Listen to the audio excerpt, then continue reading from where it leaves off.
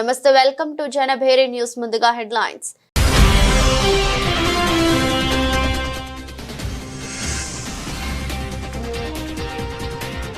Trump మరో సంచలన నిర్ణయం. ఈసారి యూరప్ దేశాలే టార్గెట్.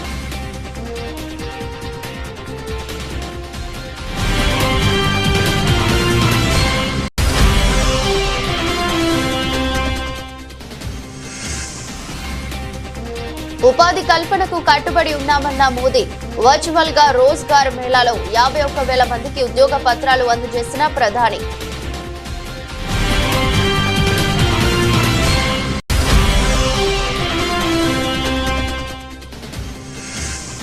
విదేశీ విద్యకు వెంపర్లాడొద్దు. నల్సార్ స్నాతకోత్సవంలో సిజేఐ జస్టిస్ గవాయ్.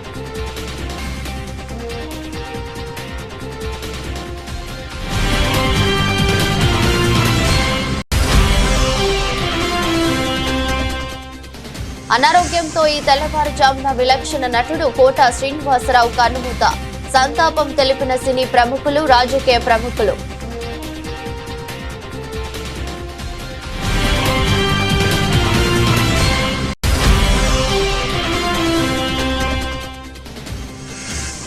రాష్ట్రంలో చంద్రబాబు నిరంకుశ పాలన సాగుతుందన్న జగన్.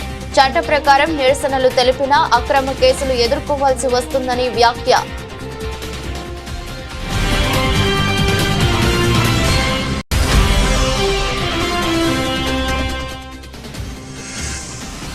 కాంగ్రెస్ ప్రభుత్వంపై పాయల్ శంకర్ విమర్శలు. బీసీ రిజర్వేషన్లకు మతపరమైన అంశాన్ని జోడించారని ఆరోపణ.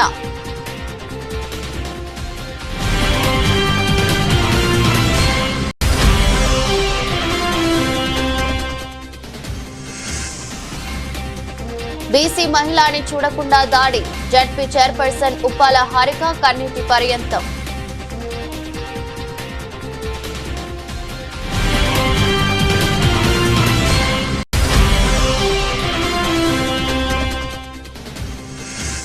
లష్కర్లో వైభవంగా ఉజ్జయిని మహంకాళి బోనాల జాతర. వేకువజాము నుంచే పెద్ద సంఖ్యలో అమ్మవారిని దర్శించుకుని బోనాలు సమర్పిస్తున్న భక్తులు.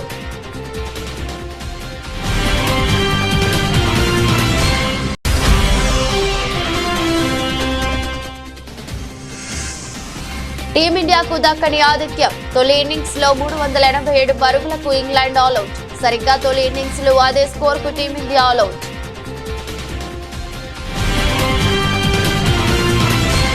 అమెరికా అధ్యక్షుడు డొనాల్డ్ ట్రంప్ యూరోపియన్ యూనియన్ మరియు మెక్సికో నుంచి దిగుమతి అయ్యే అన్ని వస్తువులపై ఏడాది ఆగస్టు 1 నుంచి 30% సుంకాలు విధిస్తున్నట్లు ప్రకటించారు.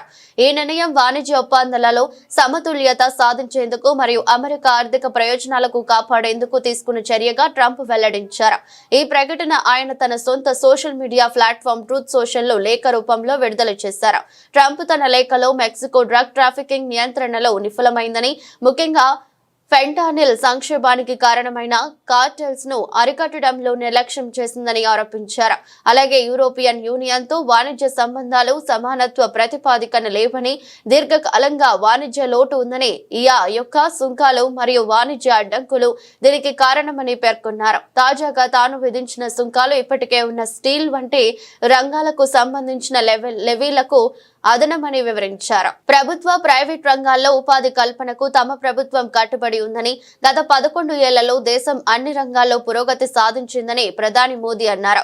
రోజ్గార్ మేళాలో భాగంగా ప్రభుత్వంలోని వివిధ విభాగాల్లో ఎంపికైన 51,000 మందికి ప్రధాని వర్చువల్ గా ఉద్యోగ నియామక పత్రాలు అందజేశారు. అనంతరం ప్రసంగించిన మోదీ, ప్రైవేట్ రంగంలో మొదటిసారి ఉద్యోగం పొందిన వారికి మొదటి నెల జీతానికి తోడ్పాటుగా 15,000 ప్రోత్సాహకంగా అందించాలని ప్రభుత్వం నిర్ణయించిందని మోదీ చెప్పారు. ఇందుకోసం ఉద్యోగుల ప్రోత్సాహక పథకం కింద బడ్జెట్ లో 1,00,000 కోట్లు కేటాయించామన్నారు. రోజ్గార్ మేళా ద్వారా ఇప్పటి వరకు 10 లక్షల నియామక పత్రాలు పంపిణీ చేశామని ప్రధాని తెలిపారు. गरीब कल्याण और रोजगार निर्माण का जो मिशन चल रहा है, आज से इसको आगे बढ़ाने का दायित्व आपका भी है. सरकार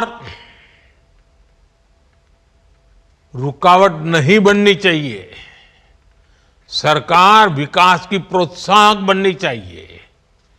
हर व्यक्ति को आगे बढ़ने का अवसर है.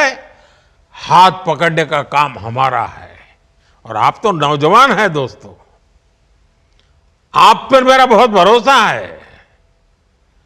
आपसे मेरी अपेक्षा है कि आप जहां भी दायित्व मिले, आप इस देश के नागरिक मेरे लिए सबसे पहले उसकी मदद, उसकी मुसीबतों से मुक्ति, देखते ही देखते देश आगे बढ़ेगा।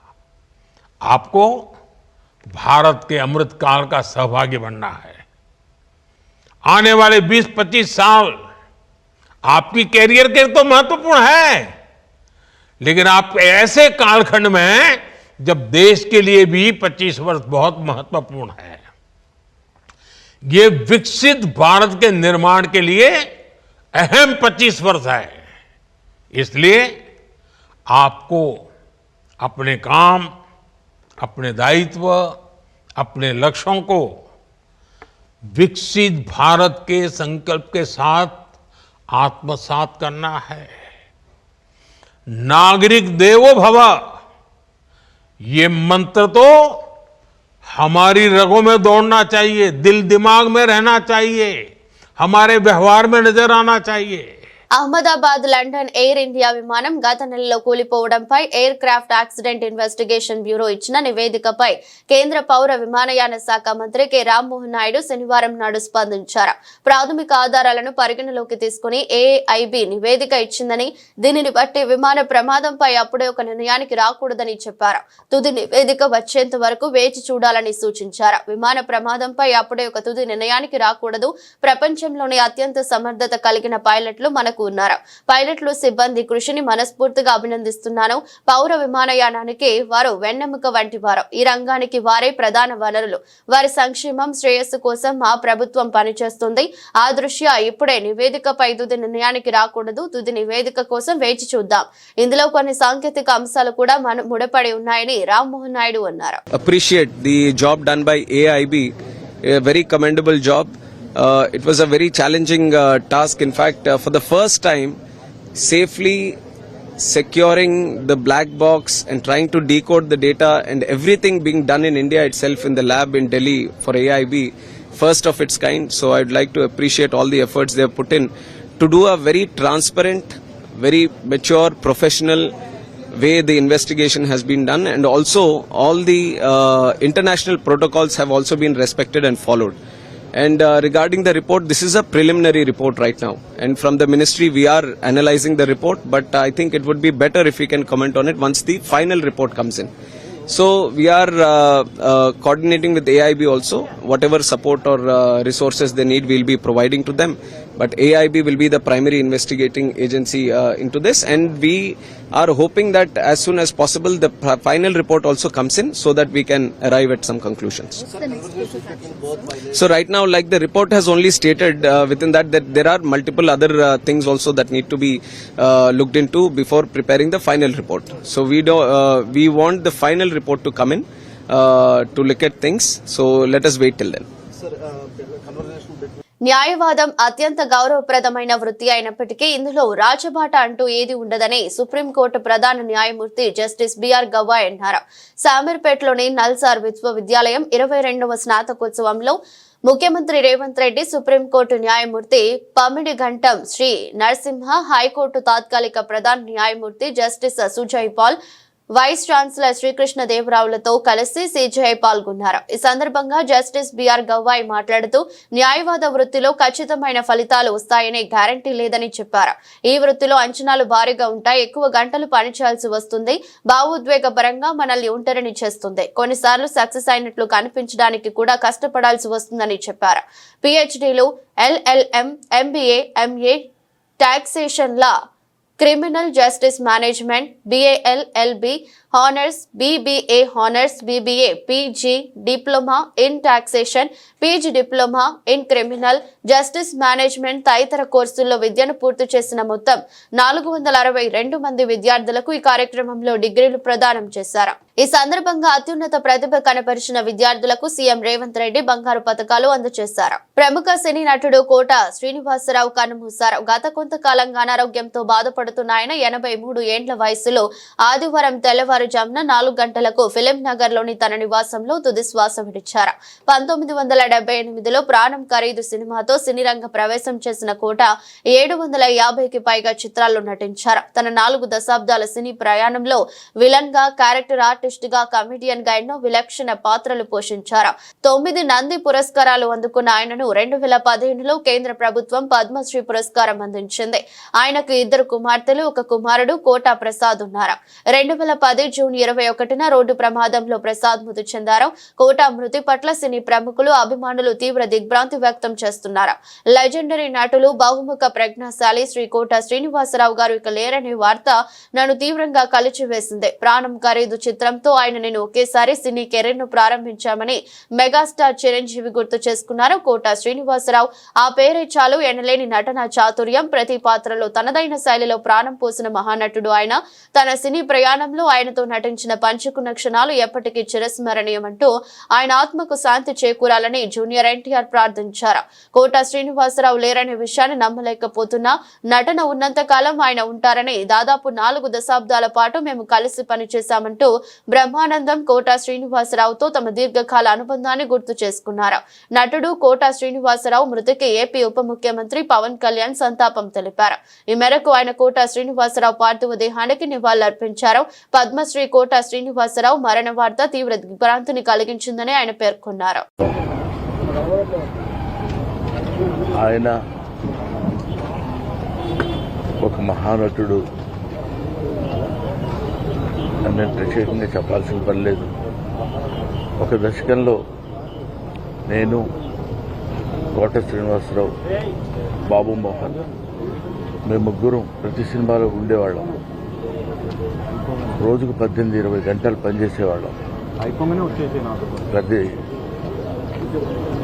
లాస్ట్ 40 years 4 decades-గా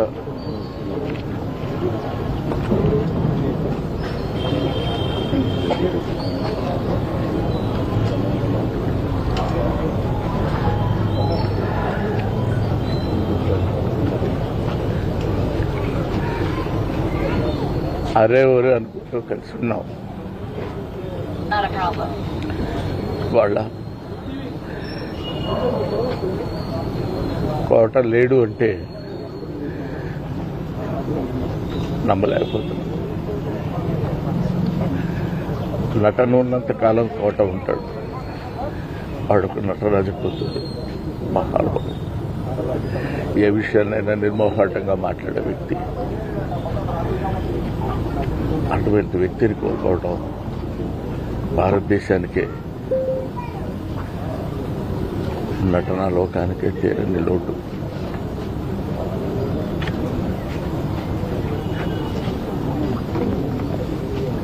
తెలంగాణ స్థానిక సంస్థల ఎన్నికల్లో బీసీలకు 42% రిజర్వేషన్లు కల్పించేందుకు రాష్ట్ర కేబినెట్ ఆమోదం తెలిపిన విషయం తెలిసిందే. స్థానిక సంస్థల ఎన్నికల్లో బీసీలకు రిజర్వేషన్లు కల్పించే 2 బిల్లులను ఏడాది మార్చిలో శాసనసభ ఆమోదించింది. ఇటీవల పంచాయతీ ఎన్నికలకు సంబంధించిన అంశంపై హైకోర్టు కూడా నెలాఖరులోపు రిజర్వేషన్లు ఖరారు చేయాలని ప్రభుత్వాన్ని ఆదేశించింది. ఈ అంశాలన్నిటిపై చర్చించిన కేబినెట్ స్థానిక సంస్థల ఎన్నికల్లో బీసీలకు 42% రిజర్వేషన్లు కల్పించాలని నిర్ణయం తీసుకుంది. ఈ నేపథ్యంలో కాంగ్రెస్ బీసీ నేతలు నిన్న ముఖ్యమంత్రి రేవంత్ రెడ్డిని కలిసి కృతజ్ఞతలు తెలిపారు. ఈ సందర్భంగా ముఖ్యమంత్రి రేవంత్ రెడ్డి మాట్లాడుతూ బీసీలకు 42% రిజర్వేషన్లు కల్పించడం కాంగ్రెస్ పార్టీ విజయంగా పేర్కొన్నారు. రిజర్వేషన్ ఫలాలను బీసీలు సద్వినియోగం చేసుకోవాలని సూచించారు. బీజేపీ పాలిత రాష్ట్రాల్లో బీసీలకు రిజర్వేషన్లు కల్పించలేదని అన్నారు. రాష్ట్రంలో కులగణన చాలా పకడ్బందీగా చేశామని తెలిపారు. ఇది దేశానికే ఉత్తమ నమూనా అని అన్నారు. ప్రజలు స్వచ్ఛందంగా కులగణనకు వివరాలు వెల్లడించారని తెలిపారు. ఈ సమాచారాన్ని పూర్తిగా డిజిటలైజ్ చేసి భద్రపరిచామని వెల్లడించారు. మేము తెలంగాణ రాష్ట్ర ప్రభుత్వంగా కాంగ్రెస్ పార్టీగా చేయాల్సిందంతా చేసింది. చిత్తశుద్ధి ఎవరికి ఉండాలి? భారతీయ జనతా పార్టీకి ఉండాలి.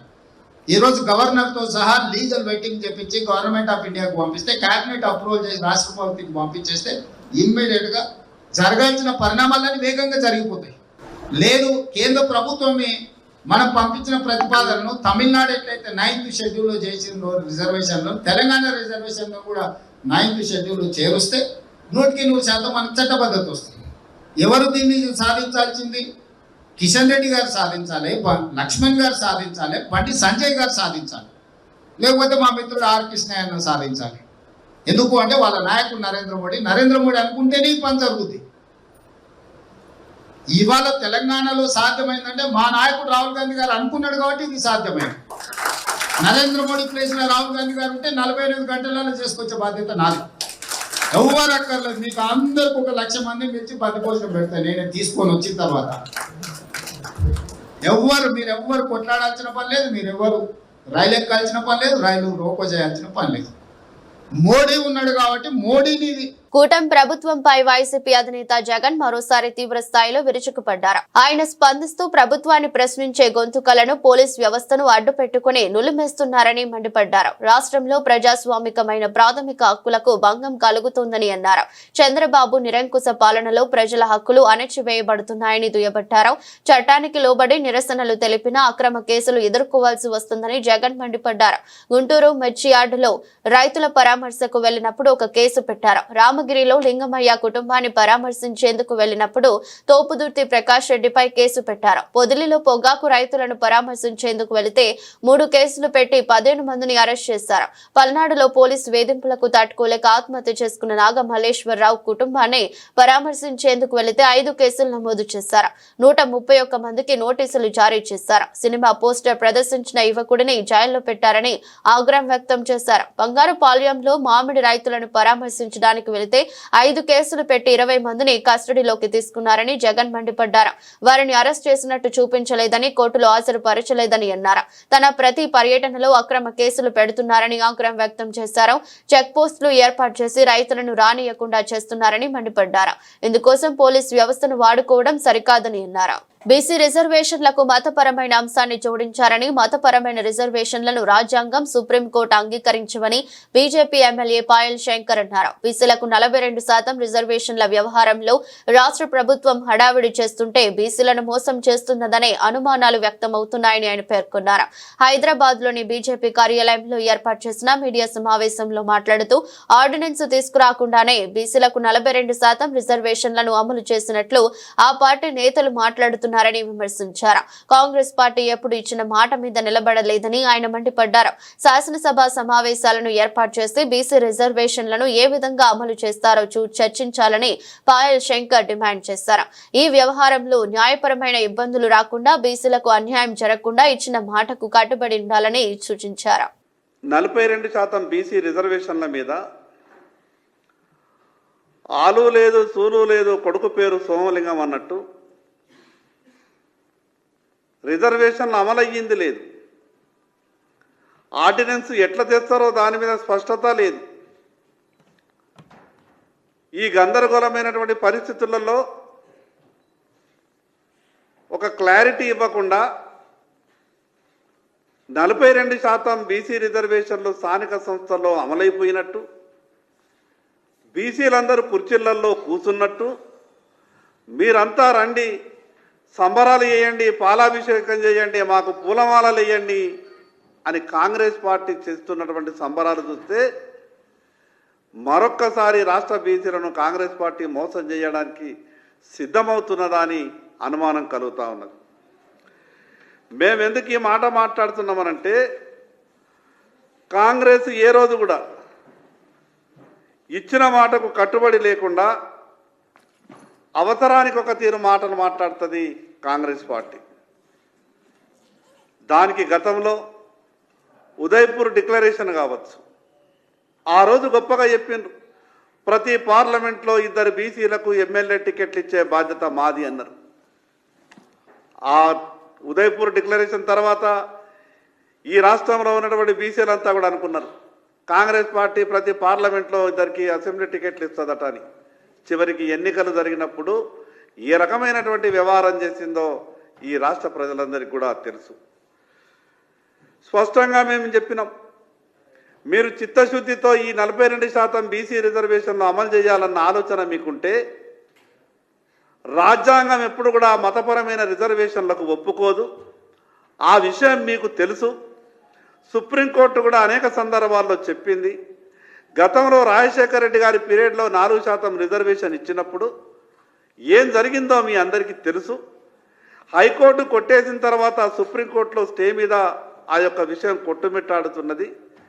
కృష్ణా జిల్లాలోని గుడివాడలో జడ్పీ చైర్పర్సన్ ఉప్పాల హారిక కారుపై కొందరు దాడికి పాల్పడ్డారు. వైఎస్ఆర్సీపీ సమావేశానికి వెళ్తుండగా ఈ ఘటన చోటు చేసుకుంది. జిల్లా ప్రథమ పౌరురాలికే పోలీసులు రక్షణ కల్పించలేకపోవడంపై వైఎస్ఆర్సీపీ శ్రేణులు ఆగ్రహం వ్యక్తం చేస్తున్నాయి. బీసీ మహిళ అని చూడకుండా తనను టార్గెట్ చేసి టీడీపీ జనసేన గుండాలు దాడికి పాల్పడ్డారని కృష్ణా జిల్లా జడ్పీ చైర్పర్సన్ ఉప్పాల హారిక కన్నీటి పర్యంతమయ్యారు. వైఎస్ఆర్సీపీ కార్యక్రమానికి ఉప్పాల హారిక వెళ్తున్న సమయంలో ఆమె కారును పచ్చమూకలు అడ్డుకున్నాయి. ఈ క్రమంలోనే ఆమె కారుపై విచక్షణ రహితంగా దాడికి తెగపడ్డారు. ఈ అరాచక ఘటనపై ఉప్పాల హారిక మాట్లాడుతూ గుడివాడ ఎమ్మెల్యే ప్రోద్బలంతోనే ఈ దాడి జరిగిందన్నారు. కారులో ఉన్న తమను చంపడానికి యత్నించారని ఆవేదన వ్యక్తం చేశారు. ఈ దాడితో భయపడిపోయి తన భర్త తాను కారులోంచి బయటకు రాలేదన్నారు. తనను అసభ్య పదజాలంతో దూషించారని, తన కారు అద్దాలను ధ్వంసం చేశారన్నారు. ఇంత జరుగుతున్నా పోలీసులు పట్టించుకోలేదని తెలిపారు. టీడీపీ గుండాలు తన కారుపై దాడి చేస్తున్నా పోలీసులు పట్టించుకోకుండా వారికి సహకరించినట్లు వ్యవహరించారన్నారు. ఇవాళ వరకు ఎవరన్నా కానీ ఒక్క మాట అన్నావా అని చెప్పి అడుగుతున్నా. ఒక్క మాట అన్నా మేము ఎవరన్నా అన్నావా కానీ కలహాలు కానీ పెట్టుకోవడం జరగలేదు. ఈ రోజు మేము మీటింగ్ జరుగుతుందని మా దారిని మేము వస్తున్నాం. ఒక్కరిని ఒక్క మాట అనలేదు.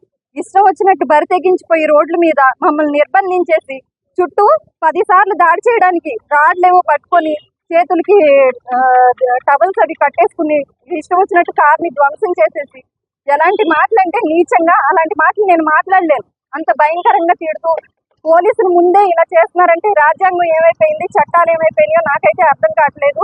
మరి నాకే ఈ విధంగా ఉంటే ఇంకా సాధారణమైన మహిళలు రోడ్డు మీద తిరగడానికి కూడా భయంకరమైన పరిస్థితులు ఏర్పడేటట్టున్నాయి. గవర్నమెంట్ వచ్చి 1 సంవత్సరం అయింది. ఇంకా 4 సంవత్సరాలు ఈ భయానక పాలన ఎలా ఎదుర్కొంటారో మరి నాకైతే అర్థం కావట్లేదు.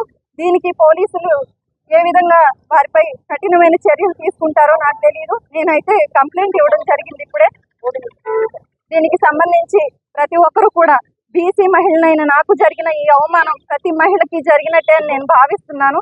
ఎందుకంటే జిల్లా ప్రథమ మహిళకి జరిగిన అవమానం ప్రతి ఒక్కరికి జరిగినట్టే. ఇంత దారుణమైన బూతులు మాట్లాడుతున్నారంటే వారిని ఎస్పీ గారు ఖచ్చితంగా కఠినమైన చర్య తీసుకుని వారిని ఈ రోజే జైల్లో పెట్టాల్సిందిగా కోరుకుంటున్నాను. మేము ఎవరిని ఎటువంటి పదజాలాలు ఉపయోగించకుండా మా మీటింగ్ మేము చేసుకుంటున్నాము. ఆయన మేనిఫెస్టోలో ఇచ్చిన పథకాలు అమలు చేయట్లేదని మాత్రమే మాట్లాడుతున్నాను. ఇంతవరకు 4 మీటింగ్స్కి వెళ్ళాము, ఎక్కడ కూడా ఇలాంటి పరిస్థితి లేదు. కానీ ఈ రోజు గుడివాడ కేవలం మేము రోడ్లో ఎంటర్ అయ్యామంతే. అసలు ఆ రోడ్డు కూడా ఎంటర్ అవ్వలేదు. వాళ్ళు తిరిగి కారు రిటర్న్ వెళ్ళిపోమనంటే మేము కారు తిప్పుకుంటున్నా సరే మొత్తం రౌండ్ చేసేసారు. రౌండ్ చేసేసి మొత్తం అంతా ధ్వంసం చేసేసారు. మీరు ఆల్రెడీ విజువల్స్ చూసుకునే ఉంటారు. ఈ రకమైన రాజ్యాంగం ఇక్కడ అమలవుతుంది. ఇది మరి రెడ్ బుక్ రాజ్యాంగం, మరి ఏ రాజ్యాంగం నాకు తెలియదు. లష్కర్ బోనాల జాతర వైభవంగా కొనసాగుతుంది. వేకువజాము నుంచే పెద్ద సంఖ్యలో భక్తులు అమ్మవారిని దర్శించుకుని బోనాలు సమర్పిస్తున్నారు. ఉదయం 4 గంటలకు జిల్లా ఇన్ఛార్జి మంత్రి పొన్నం ప్రభాకర్ దంపతులు ఉజ్జయిని మహంకాళి అమ్మవారికి తొలి బోనం సమర్పించారు. ప్రత్యేక పూజలు చేశారు. అనంతరం అమ్మవారికి దర్శించుకునేందుకు భక్తులు అనుమతించారు. పెద్ద సంఖ్యలో ఆడపడుచులు అమ్మవారి బోనం సమర్పించేందుకు బారులు తీరారు. అమ్మవారిని దర్శించుకున్న ప్రజా ప్రతినిధులు కేంద్ర మంత్రి కిషన్ రెడ్డి దంపతులు, Sanath Nagar MLA Talasani Srinivas Yadav, Malkajgiri MLA Marri Rajashekar Reddy, Narsapur MLA Sunitha Laxma Reddy, మాజీ MLC P L Srinivas, Sanath Nagar Congress incharge Kota Neelima అమ్మవారిని దర్శించుకున్నారు. దేవాదాయ శాఖ principal secretary Shailaja Ramaiah, commissioner I Venkatarao, north zone DCP Rashmika Perumal భక్తులకు ఎలాంటి ఇబ్బంది తలెత్తకుండా ఎప్పటికప్పుడు జాగ్రత్తలు చేపడుతున్నారు.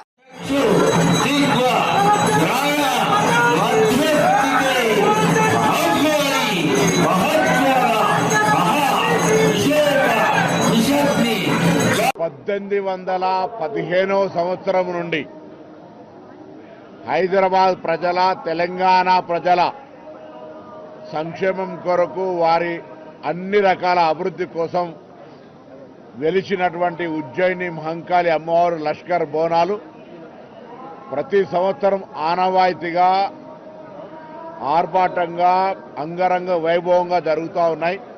అందులో భాగంగా తెలంగాణ ప్రజాపాలన ప్రభుత్వం వచ్చిన తర్వాత కూడా గౌరవ ముఖ్యమంత్రి రేవంత్ రెడ్డి గారి నాయకత్వంలో ప్రభుత్వం, దేవాదాయ శాఖ, మిగతా అన్ని శాఖలు కలుపుకొని ప్రజలకు ఎటువంటి ఇబ్బందులు లేకుండా భక్తులకు సౌకర్యాలు అన్ని రకాల కల్పించే విధంగా ఆ అమ్మవారి సేవ చేసుకునే అవకాశం ప్రకారంగా ఈ ఉజ్జయిని మహంకాళి బోనాల జాతర ఏర్పాటు చేస్తారు.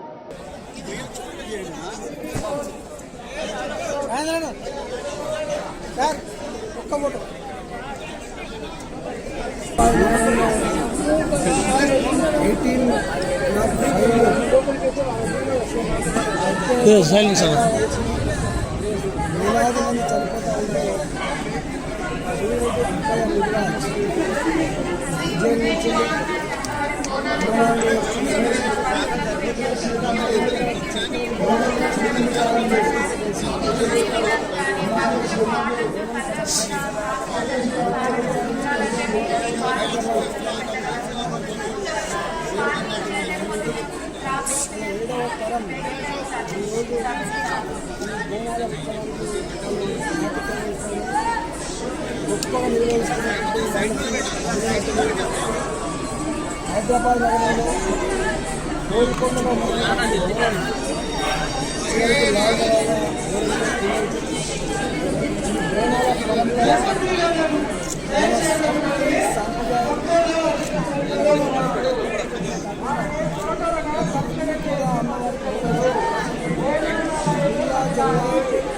కృష్ణా జిల్లా జడ్పీ చైర్పర్సన్ ఉప్పాల హారికపై జరిగిన దాడిని తీవ్రంగా ఖండిస్తున్నామని వైసీపీ అధికార ప్రతినిధి యాంకర్ శ్యామల పేర్కొన్నారు.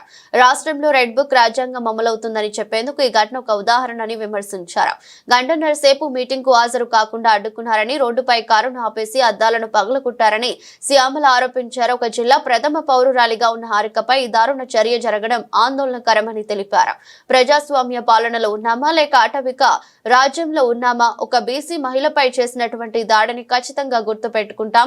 గంటన్నర సేపు మీటింగ్ కి రానివ్వకుండా రోడ్డు మీద ఆపేసి కారు అద్దాలు పగలగొట్టి ఒక జిల్లా ప్రథమ పౌరురాలు అయిన జడ్పీ చైర్పర్సన్ పై మీరు ఇంత దారుణంగా ప్రవర్తిస్తే ఇంకా సామాన్య మహిళల పరిస్థితి ఏంటి? రాష్ట్రంలో జిల్లాలో మహిళల పట్ల మీ ప్రభుత్వ తీరు మరొకసారి మీరు నిరూపించుకున్నారు. మహిళలంటే మీకు గౌరవం లేదు, మహిళలను మీరు ఎంత చులకనగా చూస్తున్నారో అన్నదానికి ఇదే ఉదాహరణ. ఒక చంద్రబాబు, పవన్ కళ్యాణ్, లోకేష్ మీ పాలనలో మహిళల పట్ల మీరు ప్రవర్తించే తీరును భూతో నా భవిష్యత్తు అంటూ శ్యామల ఎద్దేవా చేశారు. Namaskar. There is no safety for women in Andhra Pradesh under this coalition government. As a woman and as a public representative, I am deeply disturbed and enraged by what's happening in our institutions. At Rangaraya Medical College in Kakinada, a lab technician has taken indecent photos of the girl students and blackmailed them. Even after complaints were made, there is no severe action taken. Only a few technicians were suspended. Why? Why has there been no justice? What is our Deputy Chief Minister, Mr. Pavan Kalyan, doing? This incident happened in his own district. All he gives are the hollow statements about protecting women. London లోని Lord's వేదికగా జరుగుతున్న Bharat England మూడో test match లో రెండు జట్ల తొలి innings స్కోర్లు సమం కావడంతో ఉత్కంఠ రేగింది. నేడు మూడో రోజు ఆటలో భారత జట్టు తమ తొలి ఇన్నింగ్స్ లో 119.2 ఓవర్లలో 387 పరుగులకు ఆల్అౌట్ అయింది. అంతకుముందు ఈ మ్యాచ్ లో టాస్ గెలిచిన ఇంగ్లాండ్ కూడా తొలి ఇన్నింగ్స్ లో 387 పరుగులే చేసింది. భారత్ తొలి ఇన్నింగ్స్ లో కేఎల్ రాహుల్ సెంచరీతో అదరగొట్టాడు. రిషబ్ పంత్, రవీంద్ర జడేజా అర్ధ సెంచరీలతో జట్టుకు బలం చేకూర్చారు. కరుణ్ నాయర్, నితీష్ కుమార్ రెడ్డి కీలక ఇన్నింగ్స్ లో ఆడారు. ఇంగ్లాండ్ బౌలర్లలో క్రిస్ వోక్స్ 3 వికెట్లు, జోఫ్రా ఆర్చర్, బెన్ స్టోక్స్ చెరో 2 వికెట్లు తీశారు. యశస్వి జైస్వాల్, శుభ్మన్ గిల్ నిరాశపరిచారు.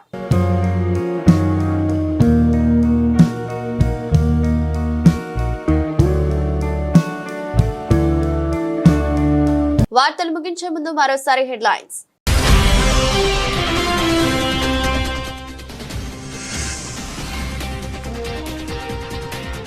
ట్రంప్ మరో సంచలన నిర్ణయం, ఈసారి యూరప్ దేశాలే టార్గెట్.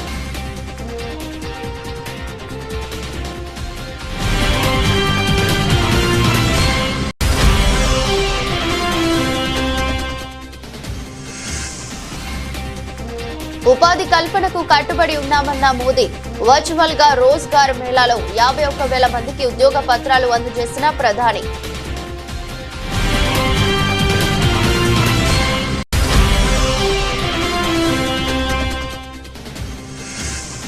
విదేశీ విద్యకు వెంపర్లాడొద్దు, నల్సార్ స్నాతకోత్సవంలో సిజేఐ జస్టిస్ గవాయ్.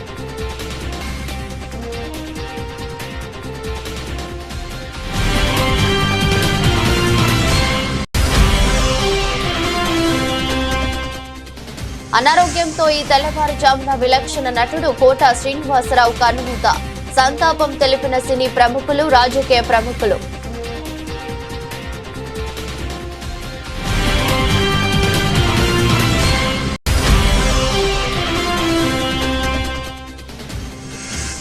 రాష్ట్రంలో చంద్రబాబు నిరంకుశ పాలన సాగుతుందన్న జగన్. చట్ట ప్రకారం నిరసనలు తెలిపినా అక్రమ కేసులు ఎదుర్కోవాల్సి వస్తుందని వ్యాఖ్య.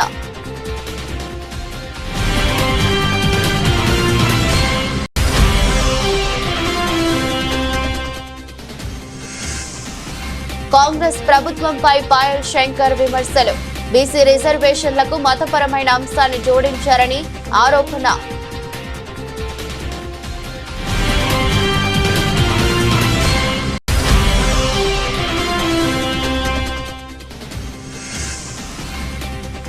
బీసీ మహిళని చూడకుండా దాడి. జడ్పీ చైర్పర్సన్ ఉప్పాల హారిక కన్నీటి పర్యంతం.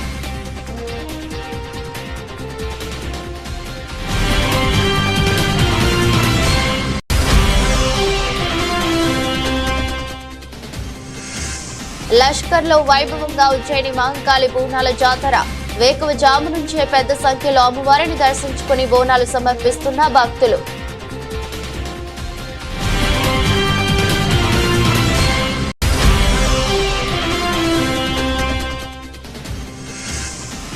టీమిండియాకు దక్కని ఆతిథ్యం. తొలి ఇన్నింగ్స్ లో 387 పరుగులకు ఇంగ్లాండ్ ఆల్అౌట్. సరిగ్గా తొలి ఇన్నింగ్స్ లో అదే స్కోర్ కు టీమిండియా ఆల్అౌట్.